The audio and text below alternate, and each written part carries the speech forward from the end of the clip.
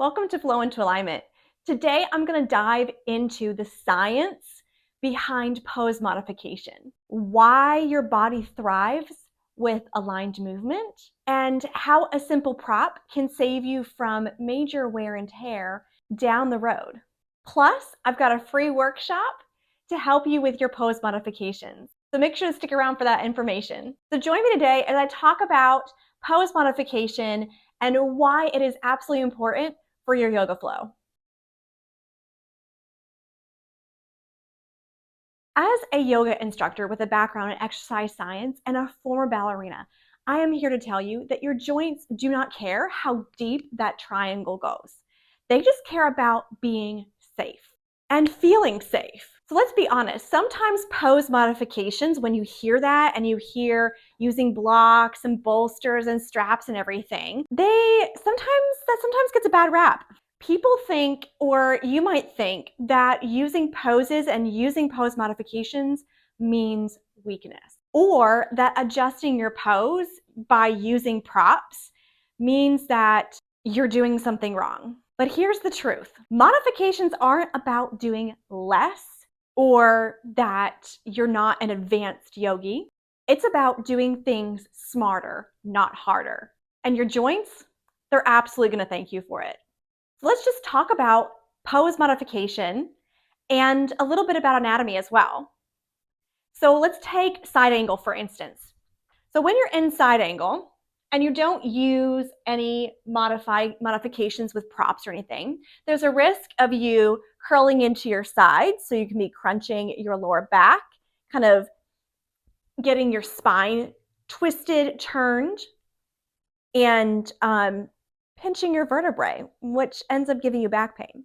You could also end up twisting your hips, and so not getting the full benefit of this position, because when you're here in this more twisted position of the hips, or you're cocking your hips, you're not getting that heart opener and the hip opener that you need and want to see in that side angle position. You're also going to be putting more stress on your joints, because when you're tilted there in that curve, or maybe they'll sometimes put a lot more weight into the front foot and into the front knee, and you're going to really feel that pressure in the front knee. And so you're also going to feel more pressure in the joints of your hips and your lower back. So you're just going to feel just discomfort in the joints. And that's not what yoga is supposed to bring you.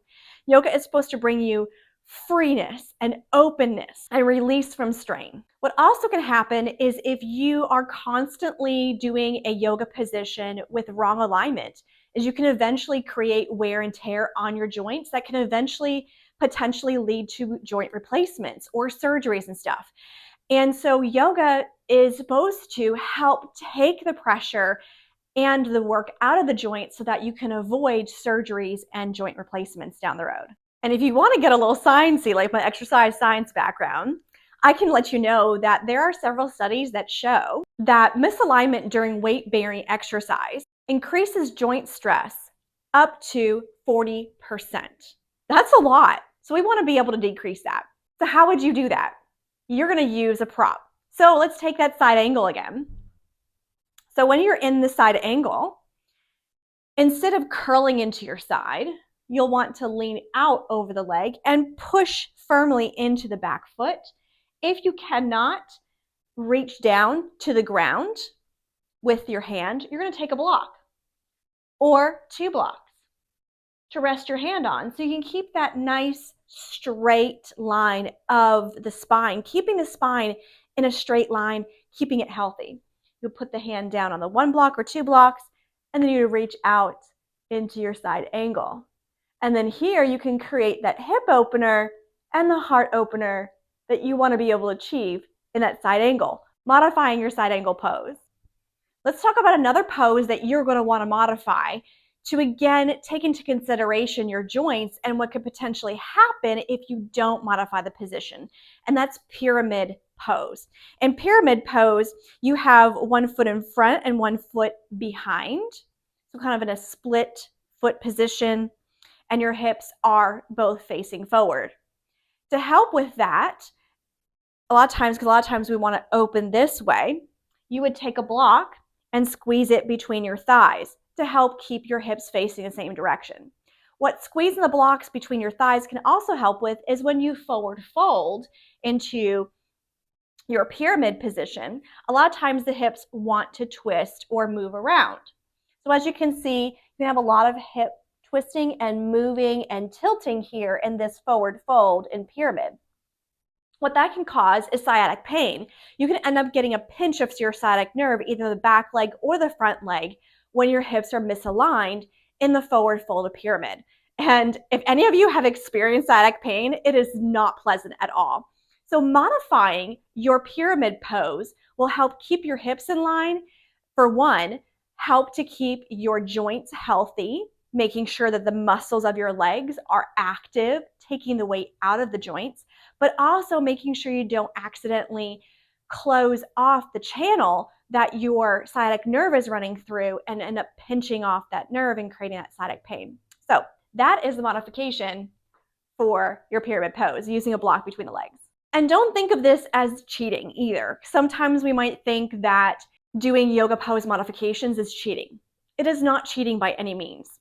It is actually using biomechanics. So helping to your brain to understand what muscles need to be active and how the bones are supposed to be lined up. And you're going to feel the sensation of joy and happiness when everything is lined up and you release all those wonderful good chemicals in the body because the body's aligned, and you get to purge the system of anything that has been kind of clogging the system. Like sometimes we get things get stuck in the muscles that can't be purged out because there's not enough blood flow. So this was going to help bring more blood flow to your joints, to your muscles, and help your body be able to function better. What about downward dog? So a lot of times downward dog ends up being a difficult pose because of the wrists. The wrists end up taking what feels like the brunt of downward dog. And a lot of that has to do with where your weight is placed. And your weight needs to actually be placed into your feet. And that's hard to do in downward dog. So how would you modify downward dog to be able to achieve that? And that's with blocks. Let's see if my cat will allow me to do this today because she's kind of in the way. So you're going to place your blocks about the width of your mat or the width of your mat. And you're going to place your hands on the blocks and step back into downward dog. And as you can see, my heels are down, my spine is straight, and I'm able to come into downward dog with my hands on the blocks. Whereas normally, especially since I'm not fully warmed up today, when I come into downward dog here, if I try to push my heels down, it's really hard. My spine wants to curl. So I would have to lift my heels up and kind of bend my knees. And that's also a modification there, where a variation of the pose is to bend the knees and come into a bent knee down dog. But still you can feel some pressure in the wrist, so you can, again, put blocks underneath your hands and your wrists aren't as steep an angle. You can also grab a foam wedge and place the foam wedge underneath your hands, and that again creates a little bit more of an angle for your wrist as well, and that's a great modification too. So what are different props that you can use? There are blocks, bolsters, pillows, blankets, foam wedge, and all these different things.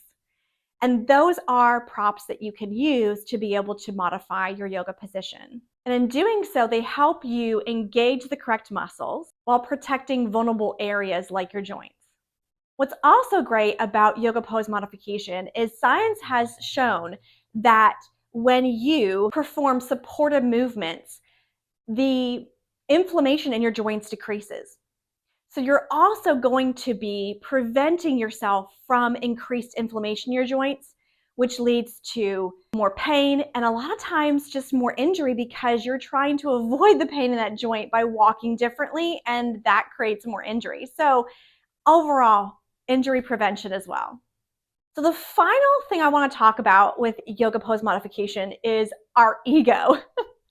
The big elephant in the room is your ego, because a lot of times we think, I don't need to modify that pose. I can get there. I can muscle through it. I can just twist myself into that position.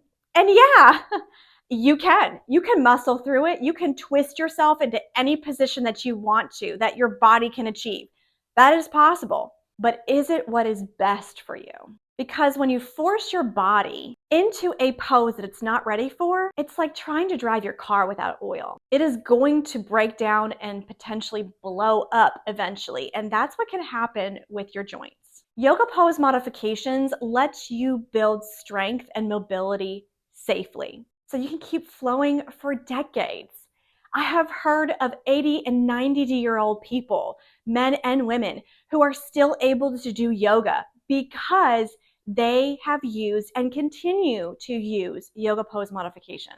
And that's what you want to strive to achieve, is to be able to do yoga in your 80s and 90s. So when your ego says deeper is better, instead say to yourself, stability becomes before flexibility. Let's repeat that again, and repeat that with me. Stability comes before flexibility. To be able to have that flexibility and mobility, you have to create that stability, and yoga pose modification achieves that. And let me just tell you, I didn't always practice what I'm telling you today. I grew up as a ballerina, and you just had to achieve things. You had to achieve a high leg, you had to achieve turnout, and all these different things. And so a lot of times I didn't always modify everything I did because I was so focused on achievement. Now, granted, I had to, but still I was really focused on that. And so I came away with strains, with discomfort, with tight hips that I've had to learn how to deal with now. And what I do now, I modify my yoga poses. I modify, even if I go and practice my ballet again, I modify it. I don't think about how high I should be able to get my leg, how much I should be able to turn out. No, instead I think about, where is my structure supposed to be? What muscles am I supposed to engage and not engage? And yoga pose modification has really helped me do that. It has helped me put aside my ego for, I want to do this leg really high, or I want to do a headstand. And instead I think to myself, how can I do this well? How can I achieve strength and mobility today so that in 1 year, 5 years, 10 years, I can get that leg higher. I can do that headstand. And yes, it is going to take time, but that is going to give you the best results. Time. So join me in this journey of learning to set aside your ego and stop thinking, oh, I can push myself to do this. I can muscle through it. I can twist myself into anything. And instead think, what prop can I use to be able to achieve this pose and feel free in this pose, to feel the release of tension in my muscles and my joints in this pose? Join me in that journey. And one of those ways you can do that is with my free yoga pose modification workshop. Check out the link below to be able to register for that class. It is absolutely free. It will cost you nothing, just your time. And I dive even deeper into why yoga pose modification is important for you to move further in your yoga practice. I hope to see you there in that free workshop. And I talk about a lot more of different poses that you can do and how you can prop them with different supplies and supports and tools.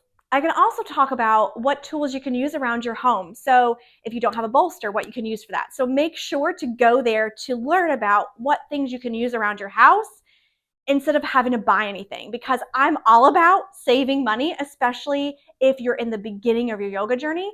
But even if you have been practicing yoga for 10 years, you don't need to buy any props. You can just use what you've got around your house. So make sure to check out the link to register for that class. So in conclusion, next time you grab a block, bend your knees, shorten your stance, grab a strap or a bolster. Remember, you're not making the pose easier, less advanced. You're making it smarter, and you're actually being an advanced yogi by recognizing that your ego is driving you to push you into a deeper pose when your body's not ready.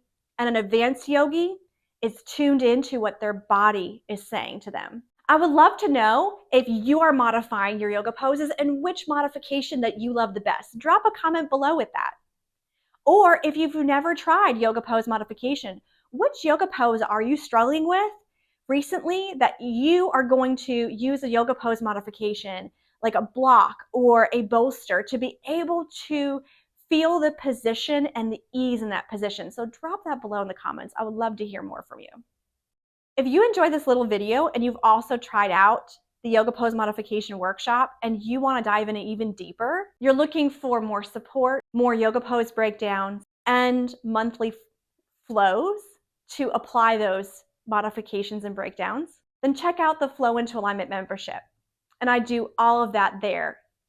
All right, everyone, that's it for today. I hope this was helpful on your journey in understanding how to build your yoga flow up from a beginner level to advanced level. Be able to put your ego aside, tap into your body, tune into it, and using props to be that advanced yogi. Make sure to give me a thumbs up and subscribe to the channel, and make sure to receive the notifications for any new videos I upload here. Thank you so much for joining me today. It was wonderful to have you. I hope you have a wonderful day.